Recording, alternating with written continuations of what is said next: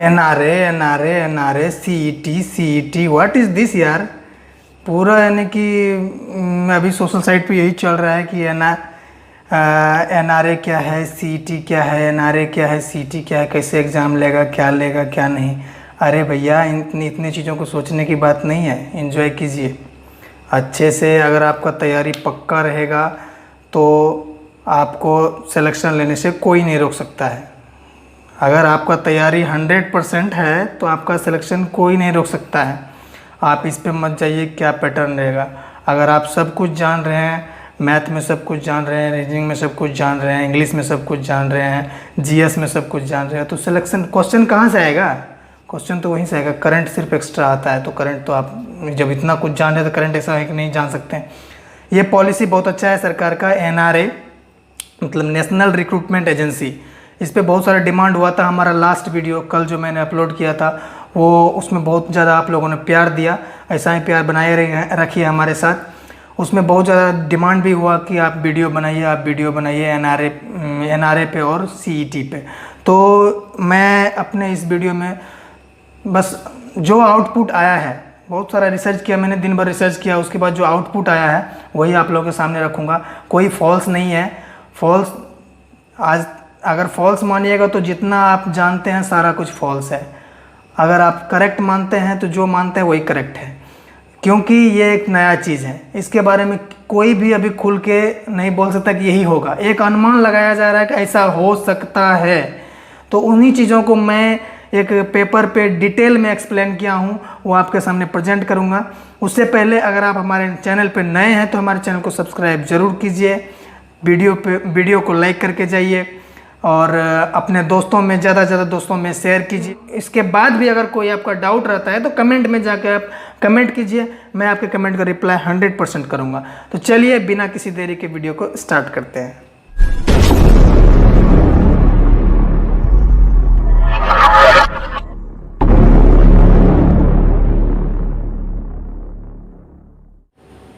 NRA national recruitment agency, ये हमारे देश के प्रधानमंत्री नरेंद्र मोदी जी के एक महत्वाकांक्षी योजना के तहत जो उनका है कि 1 नेशन 1 थाउट वाला जो प्रोसेस है उनका, वो जो थाउट है उसी के तहत ये भी बनाया गया है। मतलब एक देश में एक एग्ज़ाम होगा।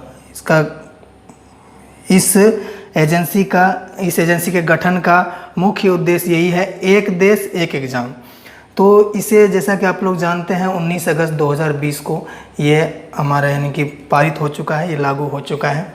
अब इसको बनने में जो टाइम लगे उसके बाद कोई भी एग्ज़ाम हो इसी के थ्रू कंडक्ट किया जाएगा। फ़िलहाल इसके दायरे में तीन बोर्ड को इसके दायरे में रखा गया है, SSC, रेलवे और IBPS मतलब बैंक। SSC, रेलवे और बैंक, ये तीनों जो बड़े बड़े नियोक्ता हैं जो सबसे ज़्यादा वैकेंसीज देती हैं, तो इनको अभी इनके अंदर रखा गया है। तो ये NRA कैसे काम करेगी? NRA एक टेस्ट कंडक्ट करेगी जिसका नाम रहेगा CET, कॉमन एलिजिबिलिटी टेस्ट।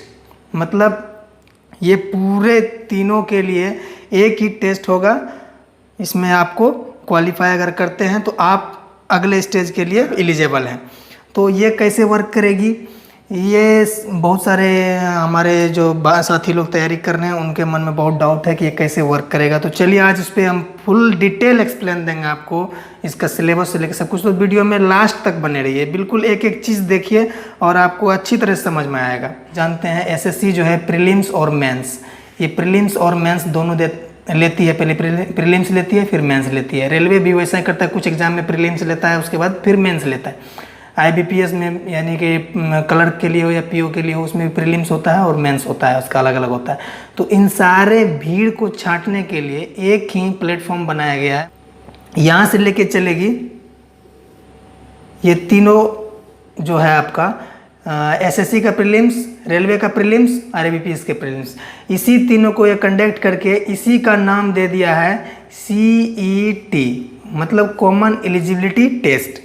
अगर आप इसको पास कर लेते हैं CET को पास करने के बाद इसमें पासिंग मार्क कुछ रखेगा, वो भी मैं बताऊंगा वीडियो में, लास्ट में मैं बता रहा हूँ वो भी।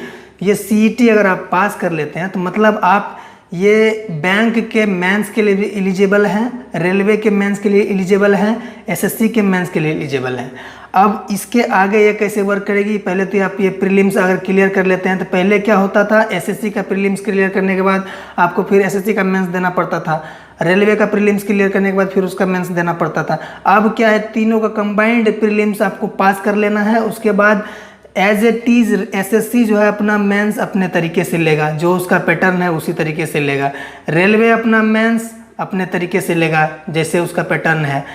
ये बैंकिंग वाला अपना मेंस वो अपने यानी कि पैटर्न से, जो पुराना पैटर्न है उसी पे लेगा। तो यहाँ तक आप लोग समझ लिए होंगे, इसमें ये कोई बड़ा चीज़ नहीं है, बस इसमें कहाँ पे प्रॉब्लम है, कहाँ फ़ायदा है, वो चीज़ आपको समझने की ज़रूरत है। चलिए चलते हैं इससे आगे। जैसा कि आप लोग जानते हैं, एग्ज़ाम का नाम होगा CET, कॉमन एलिजिबिलिटी टेस्ट।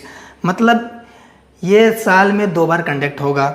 इसका ये तीन लेवल पे कंडक्ट होगा। पहला होगा 10th लेवल पे, उसके बाद 12th लेवल पे और ग्रेजुएट लेवल पे। अब इन तीनों का क्राइटेरिया क्या है, 10th लेवल में कौन कौन, जो 10th पास स्टूडेंट होगा वो भी एग्ज़ाम दे सकेंगे, जो 12th पास स्टूडेंट होगा वो भी एग्ज़ाम दे सकेंगे, ग्रेजुएट पास स्टूडेंट होंगे वो भी एग्ज़ाम दे सकेंगे। अब 12th लेवल वाले में 10th वाला तो एग्ज़ाम दे नहीं सकता है, 12th पास वाला दे सकता है, ग्रेजुएट लेवल वाला ग्रेजुएट पास दे सकता है। अब ग्रेजुएट लेवल में 10th वाला नहीं दे सकता है, +2 वाला नहीं दे सकता है, अब ओनली ग्रेजुएट वाला देगा। तो अब इसमें क्या है, कुछ लोग बोलते हैं, लेकिन जो सरकार की तरफ से अभी फुल्ली आउटपुट नहीं है, लेकिन एक मतलब थोड़ा सा यानी कि आउटपुट निकल के आया है कि ये कैसे वर्क करेगी। बहुत सारा रिसर्च करने के बाद ये पता चला है कि अगर आप ग्रेजुएट लेवल का, एक ग्रेजुएट लेवल का अगर आप CET का एग्ज़ाम देते हैं तो ये आपका CET का जो स्कोर कार्ड होगा यही आपके 12th लेवल के लिए और 10th लेवल के लिए एलिजिबल होगा। मतलब आपको 10th लेवल में एग्ज़ाम नहीं देना है, 12th लेवल में एग्ज़ाम नहीं देना है। सिर्फ आप अगर ग्रेजुएट लेवल के एग्ज़ाम CET को अगर पास कर लेते हैं तो आप 12th वाले वैकेंसी में भी एलिजिबल हैं और 10th वाले वैकेंसी के लिए भी एलिजिबल हैं। अगर ये 12th वाला पास करते हैं तो आप 12th में एलिजिबल हैं, 10th में एलिजिबल हैं। तो आशा करता हूँ यहाँ तक आप अच्छी तरह समझ गए होंगे कि ये कुछ नहीं है कि आपको ये साल में 2 बार होगा, 6 महीने में 1 बार होगा। मतलब 1, 2, 3 एग्ज़ाम, 6 महीने में 3 एग्ज़ाम होगा। इसका मतलब नहीं कि आपको साल भर में 6 एग्ज़ाम देना है। अगर आप ग्रेजुएट हैं तो आपको 1 साल में 6 माही में 1 एग्ज़ाम देना है। उसमें अगर आप पास कर लेते हैं तो आप 3 साल के लिए वैलिड है। वो आगे हम देखते हैं। अब बहुत लोगों के मन में ये संशय होगा कि इसका पासिंग मार्क्स क्या होगा CET का। देखिए, CET का पासिंग मार्क्स एक मतलब अनुमानतः रखा गया है कि इसको 60%, जो 60% ला लेगा, मतलब जितना भी क्वेश्चन पूछे उसका अगर 60% आपके पास है तो आप CET में पास हैं, आप नेक्स्ट लेवल के लिए एलिजिबल हैं। आप चाहे जिस में जाइए, रेलवे में जाइए, SSC में जाइए, बैंक में जाइए, आप नेक्स्ट लेवल में जाने के लिए आपके पास एक एंट्री पास, आप प्रीलिम्स पास हैं। मतलब आप बैंक का भी प्रीलिम्स पास हैं, SSC का भी प्रीलिम्स पास हैं, रेलवे का भी प्रीलिम्स पास हैं। अब पैटर्न और सिलेबस क्या होता है, एग्ज़ाम का पैटर्न और सिलेबस क्या होगा। अब ये इसको यानी कि 3 पार्ट को, 10th लेवल, 12th लेवल और ग्रेजुएट लेवल, तीनों का अलग अलग होना चाहिए, लेकिन 10th और 12th का कंबाइंड कर दिया है। एक अनुमानता है, मतलब इसको यानी कि एक अनुमान लेके चल सकते हैं आप। इस तरह से अगर तैयारी कीजिएगा, क्योंकि ये तब तक नहीं होगा जब तक इस पर कोई एग्ज़ाम कंडक्ट नहीं होगा, तब तक आपको सिलेबस का पूरा जानकारी नहीं होगा। एक अनुमान लगाया जा रहा है विशेषज्ञ के द्वारा कि ऐसा हो सकता है, तो इसीलिए इस चीज़ को मद्देनज़र रख के आप तैयारी कीजिएगा तो आपके लिए बहुत फ़ायदेमंद होगा CET पास करना। तो इसमें क्या होगा, 10th लेवल और 12th लेवल का जो एग्ज़ाम होगा उसका पैटर्न लगभग सेम ही होगा दोनों का। क्वेश्चन का टफनेस जो होता है, मतलब वो थोड़ा 10th लेवल में थोड़ा कम इजी क्वेश्चन आएगा, 12th लेवल में थोड़ा उससे टफ क्वेश्चन आएगा। तो इसमें आपका मैथ से 30 क्वेश्चन रहेगा 30 मार्क्स का, रीजनिंग से 30 क्वेश्चन रहेगा 30 मार्क्स का, GS से 30 क्वेश्चन रहेगा 30 मार्क्स का, इंग्लिश से 30 क्वेश्चन रहेगा 30 मार्क्स का, हिंदी या रीजनल लैंग्वेज। अब इसमें भी कन्फ्यूजन है, जो विशेषज्ञ लोग बता रहे हैं हिंदी पे, जैसे नॉर्थ इंडिया में हिंदी चलता है, साउथ इंडिया में हिंदी नहीं चलता है, तो वहाँ पे हो सकता है कि रीजनल लैंग्वेज मतलब अप्रूव कर दे, रीजनल लैंग्वेज वहाँ के लिए अलाउड कर दे कि रीजनल लैंग्वेज में 30 क्वेश्चन पूछा जाएगा 30 मार्क्स का। तो उसमें आप अब जैसे कि हिंदी वाले क्षेत्र से, नॉर्थ से लड़के लोग साउथ में आके जॉब कर रहे हैं, तो उनके लिए यहाँ पे थोड़ा सा प्रॉब्लम हो सकता है कि आप साउथ में अगर रीजनल लैंग्वेज अगर लागू हो गया तो अब आंध्रा का अपना तेलुगु चलेगा, तमिलनाडु का तमिल चलेगा, केरला का मलयालम चलेगा, कर्नाटका का कन्नड़ चलेगा, महाराष्ट्र का उन लोग का अपना लैंग्वेज चलेगा मराठी, तो इस बंगाल का बंगाली चलेगा। तो वहाँ पे जाके हिंदी भाषी क्षेत्र के जो लोग हैं उनको थोड़ा सा नुकसान उठाना पड़ेगा। मतलब आपको 120 मार्क्स में ही आपको संतुष्टि लाना है, काहे कि 30 मार्क्स आप रीजनल लैंग्वेज जानेंगे नहीं तो वहाँ पे आप नहीं जा सकते। तो यहाँ पे ये थोड़ा सा प्रॉब्लम क्रिएट करता हुआ दिख रहा है। तो उसका भी सॉल्यूशन है, अगर आप 10th लेवल और 12th लेवल से आगे हैं, ग्रेजुएट हैं, तो उसके लिए बेनिफिट है। अब ये आपका 30 करके 5 सब्जेक्ट में पूछा जाएगा 150 मार्क्स का।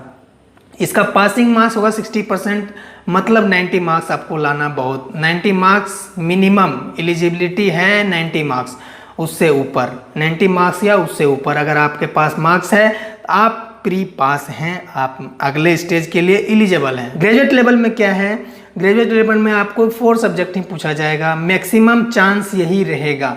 मैथ से 50 क्वेश्चन रहेंगे 50 मार्क्स के, रीजनिंग से 50 क्वेश्चन रहेंगे 50 मार्क्स के, जीएस से 50 क्वेश्चन रहेंगे 50 मार्क्स के, इंग्लिश के 50 क्वेश्चन 50 मार्क्स के रहेंगे।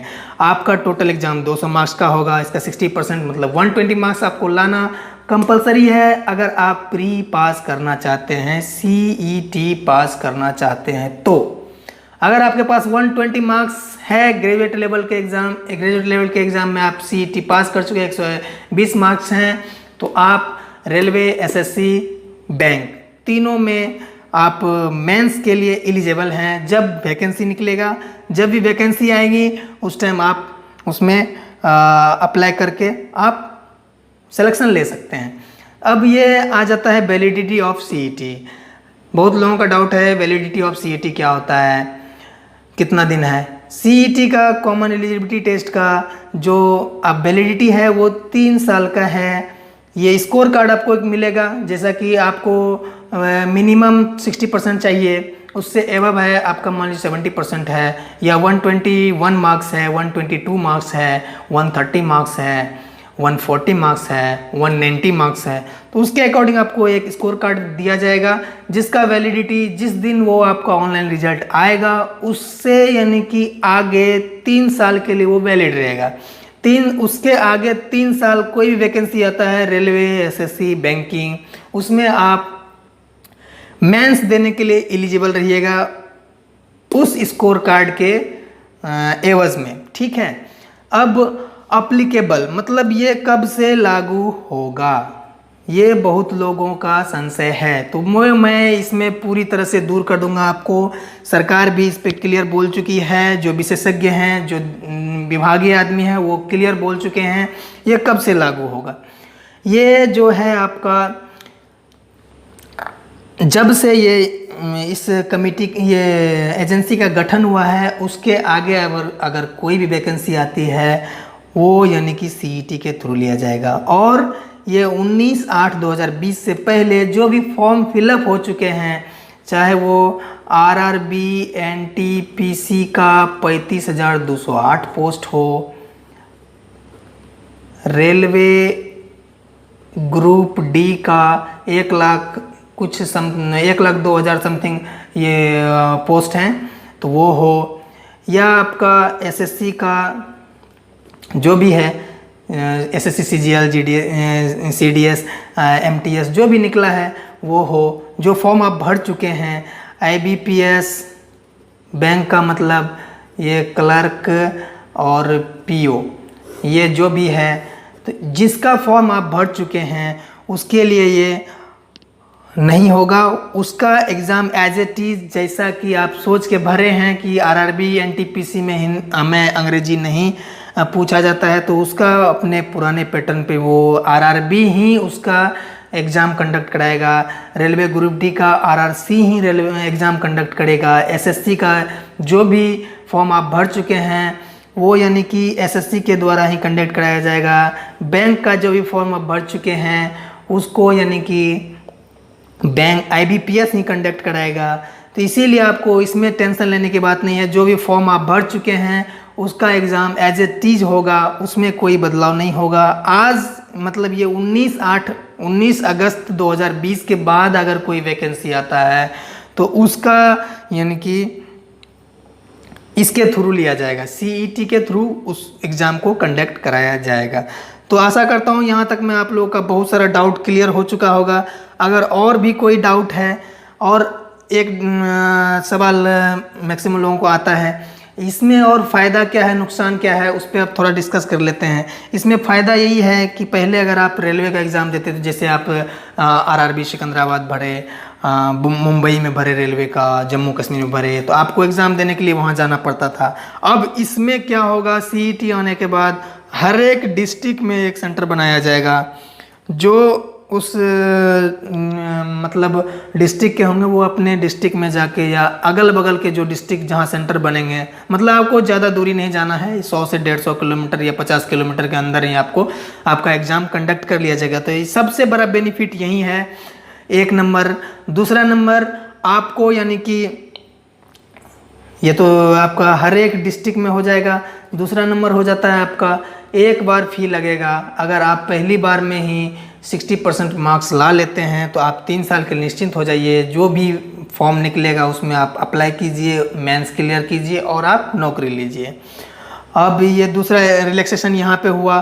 तीसरा रिलैक्सेशन क्या है, ये यानी कि आपके 12 लैंग्वेज में एग्ज़ाम होगा। इसमें ऑल ओवर इंडिया में मतलब 22 लैंग्वेज को मान्यता प्राप्त है, इसमें से यानी कि 12 लैंग्वेज में एग्ज़ाम होगा। तो इसमें नॉर्थ साइड जो भी हैं वो जो अभी क्लियर नहीं हुआ कौन कौन लैंग्वेज है इसमें, तो हिंदी तो रहेगा ही, अंग्रेजी रहेगा ही, आपका तमिल रहेगा, जो पहले से 8 लैंग्वेज ऑलरेडी चल रहा है और उसमें 4 बढ़ा दिया है। तो ये यानी कि एक एक्स्ट्रा बेनिफिट्स है कि 12 लैंग्वेज में एग्ज़ाम लिया जाएगा, आपका 12 लैंग्वेज में एग्ज़ाम लिया जाएगा। अब यानी कि आता है कि इससे नुकसान क्या है। इससे सबसे बड़ा नुकसान हो जाता है जिनका अंग्रेजी कमज़ोर है, मतलब आपको इंग्लिश 10th लेवल और 12th लेवल के एग्ज़ाम में भी आना चाहिए, ग्रेजुएट लेवल में भी आना चाहिए। इंग्लिश नहीं है तो आपका स्कोरिंग नहीं होगा, काहे कि इंग्लिश बहुत बड़ा मायने रखेगा। यहाँ अगर 30 मार्क्स आपको नहीं आते हैं और थोड़ा बहुत इंग्लिश आता है, आपको 30 में से 25 लाना ज़रूरी है, या 30 में से 20 कम से कम लाना ज़रूरी है। यहाँ भी अगर इंग्लिश में आपको 50 क्वेश्चन आते हैं तो इसमें भी आपको 40 to 45 मार्क्स लाना ज़रूरी है, तभी आप कंपटीशन में रहिएगा। तो जिनका अंग्रेजी कमज़ोर है, जिनका इंग्लिश कमज़ोर है, उनके लिए ये एक अभिशाप के तौर पे साबित होगा, उनके लिए ये बहुत ही खतरनाक है। तो आज से ही आप लोग इंग्लिश पे ध्यान देना थोड़ा थोड़ा शुरू कीजिए, क्योंकि इसके सीईटी के द्वारा एग्ज़ाम कंडक्ट करने में कम से कम आपका नहीं कुछ तो 1 से 1.5 साल लगेगा, अभी तो फ़िलहाल होगा नहीं। तो आशा करता हूँ यहाँ तक मैं आप लोगों का सारा डाउट क्लियर हो चुका होगा। अगर इसके बाद भी कुछ डाउट रहता है तो कमेंट सेक्शन में कमेंट कीजिए, मैं रिप्लाई करूँगा। जय हिंद, जय भारत, वंदे मातरम।